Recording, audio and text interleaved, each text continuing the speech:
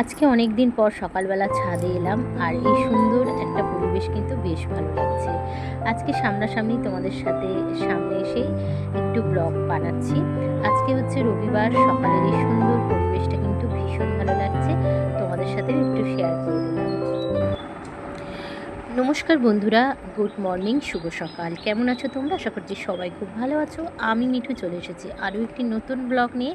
তো আজকে তোমাদের সাথে শেয়ার করব Sunday morning to afternoon routine. গাছ থেকে পেয়ারা পাড়া, ব্রাশ থেকে কিচেন, রান্নাবান্না সবটাই কিন্তু আজকের এই ব্লগে তোমাদের সাথে শেয়ার করব। সঙ্গে থাকো, আশা করছি আজকের ব্লগটা কিন্তু আপনাদের ভীষণ ভালো লাগবে।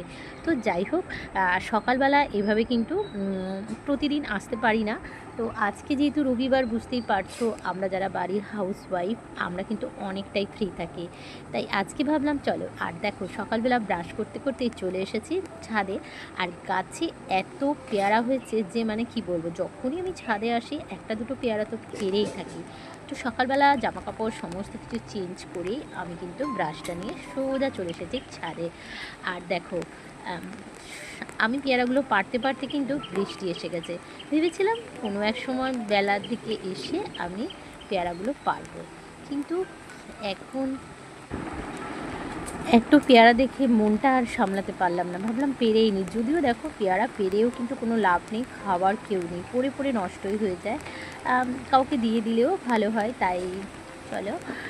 তো মোটামুটি বেশ কিছু পেয়ারা দেখো ব্রাশ করতে করতে পেরেই নিয়েছি। আর এত মুষলধারে বৃষ্টি এসে গেছে, দেখো সকাল 8টার সময় এত বৃষ্টি, না জানি সারাটা দিন কী হবে। তো ভালোই লাগছে এরকম একটা ওয়েদার, কিন্তু যেহেতু শ্রাবণ পড়ে গেছে, তো শ্রাবণ মাসে তো বৃষ্টি হয়ই, তাই না? আর এখানে দেখো, এই ঠাকুর ঘরেই কিন্তু আমি পেয়ারাগুলো রেখে দিলাম, মানে ওই যে একটা নেশা পাড়ার।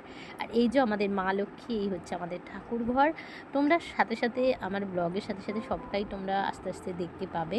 তো যাই হোক, আর এখানে দেখো আমি নিচে চলে এসেছি, আর একটু মুখটা ধুয়েই নিচ্ছি, ফ্রেশ হয়ে গেলাম, জামা কাপড় তো চেঞ্জ করেই নিয়েছি। এখন সরাসরি চলে যাব কিন্তু কিচেনে। তো সকালবেলার একটা মর্নিং যে রুটিন থাকে সেটাই তোমাদের সাথে শেয়ার করছি। আর হ্যাঁ বন্ধুরা, তোমরা যারা আমার ব্লগ দেখছো, জানি না তোমরা সবাই ব্লগ দেখে চলে যাচ্ছ, তো তোমাদের যদি একটু ভালো লাগে তাহলে কিন্তু তোমরা অবশ্যই আমার এই চ্যানেলটাকে ফলো করো।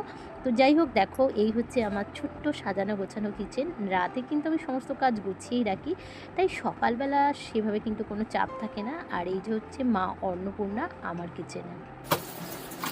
তো একটু কিচেনটা জাস্ট আমি পরিষ্কার করে নেব, তার কারণ রাতে আমি ডিপ ক্লিন করেই শুই, সকালে এতটা সময় পাই না। আর শ্রাবণ চলছে, তো হাজব্যান্ড কিন্তু কোনো রকম দুধ চা তো খাবেই না। আর এই যে শ্রাবণ মাস পড়ে গেছে, আর আজকে কিন্তু সবটাই ভেজ রান্না হবে। তো এখানে চাটা ছেঁকে নিলাম।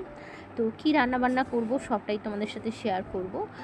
আর বেশ, এখন কিন্তু এই ব্ল্যাক টিটাই বানিয়ে নিলাম আর দিয়ে দেবো হাজব্যান্ডকে। তারপর তো এই যে দেখো, বেশ কিছুটা কাজে আমি ব্যস্ত হয়ে গিয়েছিলাম।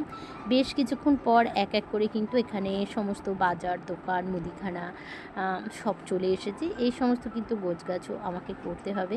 তবে হ্যাঁ, একদিকে একটা ঝামেলা আজকে নেই, তার কারণ আজকে সমস্ত রান্নাবান্না কিন্তু ভেজই হবে।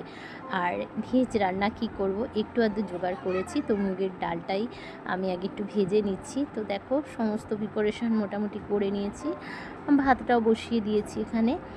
আর রান্নাবান্নাটা সেরে নেব, তারপর তো সমস্ত সাংসারিক কাজকর্ম আছেই।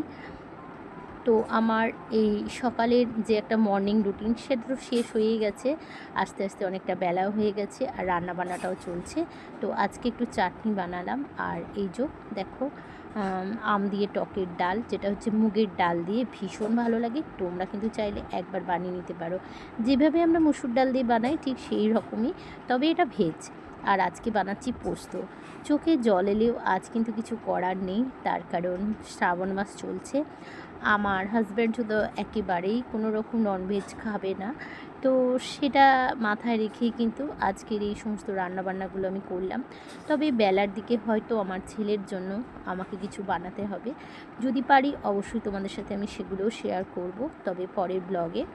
আর ফিলহাল আমার এই যে পোস্ত একদম কিন্তু রেডি হয়ে গেছে, ফাইনাল লুকটা দেখে নাও।